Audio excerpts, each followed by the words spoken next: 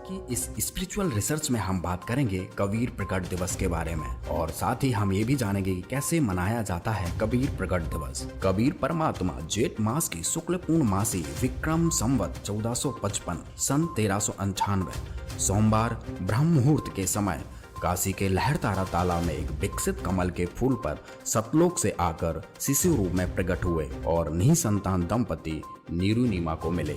इसके प्रत्यक्ष दृष्टा ऋषि अष्टानंद जी थे। कबीर साहब जी ने कबीर सागर में लिखा हुआ है, गगन मंडल से उतरे सतगुरु सत्य कबीर, जल माही पौडन किए सब पीरन के पीर। इस उपलक्ष्य में प्रत्येक वर्ष जेठ मास की पूर्णमासी को कबीर साहब जी का प्रकट दिवस मनाया जाता है। आपके लिए यह जानना भी जरूरी है कि कबीर साहब जी का प्रकट दिवस मनाया जाता है न कि जयंती, क्योंकि कबीर परमात्मा ने किसी माँ के गर्भ से जन्म नहीं लिया। न मेरा जन्म न गर्भ वसेरा, बालक बन दिखलाया, काशी नगर जल कमल पर डेरा, तहाँ जुल्हाय ने पाया।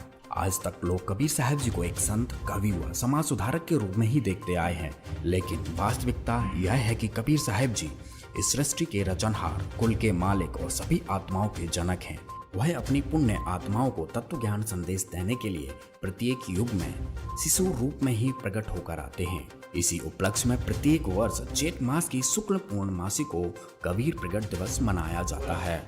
वर्तमान में यथार्थ कबीर पंथ संत रामपाल जी महाराज जी के सानिध्य में हर वर्ष कबीर प्रकट दिवस के उपलक्ष्य में विशाल भंडारे का आयोजन किया जाता है।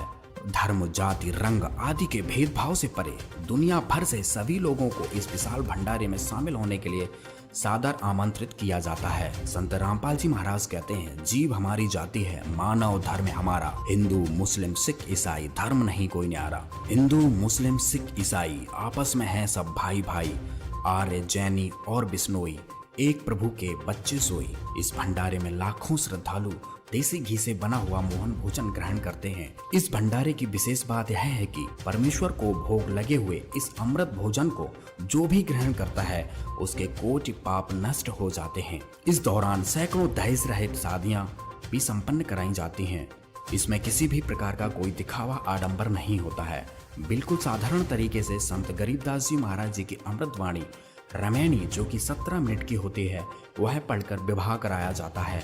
अनेकों रक्तदान और देहदान शिविर भी लगाए जाते हैं, जिनमें हजारों लोग परमार्थ हेतु रक्तदान व देहदान करते हैं। वर्ष 2017 व 2018 में हरियाणा के रोहतक जिले में संत रामपाल जी महाराज जी के सानिध्य में विशाल भंडारे का आयोजन किया गया, जिसमें लाखों लोगों ने इस भंडारे में भाग लिया और अपने को धन्य महसूस किया।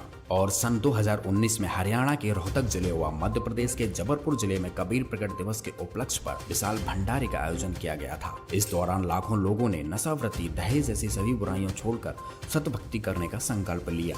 कबीर साहब के मार्गदर्शन पर चलते हुए संत रामपाल जी महाराज एकमात्र ऐसे संत हैं जो कि समाज सुधार में अति महत्वपूर्ण भूमिका अदा कर रहे हैं। संत रामपाल जी महाराज जी का मुख्य उद्देश्य समाज से पाखंडवाद, भ्रष्टाचार, कुरीतियां और अंधश्रद्धा भक्ति को जड़ से समाप्त करना है तथा समाज में फैले जाति पाति के भेदभाव और अंधविश्वास को पूर्णतः खत्म करना तथा सर्व मानव समाज को शास्त्र अनुकूल सतभक्ति देकर सुख और मोक्ष देना है।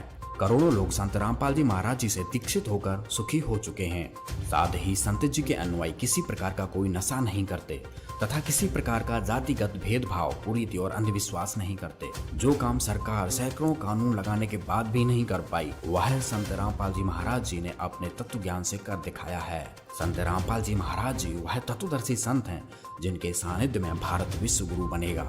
इसकी भविष्यवाणियों अनेकों भविष्य वक्ताओं ने सैकड़ों वर्ष पूर्व ही कर रखी हैं। भारत में हजारों धर्मगुरु हैं, उनकी गलत भक्ति और क्रियाओं से लोगों को सुख नहीं मिल रहा है, जिसकी वजह से आम जनता का धर्मगुरुओं पर विश्वास करना कठिन हो गया है। लेकिन जनता को यह विश्वास भी है कि सभी पवित्र धर्म ग्रंथ सच्चे हैं और वर्तमान में केवल संत रामपाल जी महाराज सभी धर्म ग्रंथों के आधार पर पूर्ण परमात्मा की सत भक्ति विधि बता रहे हैं, जिससे साधक को वह सर्व सुख मिलते हैं जो परमात्मा देता है।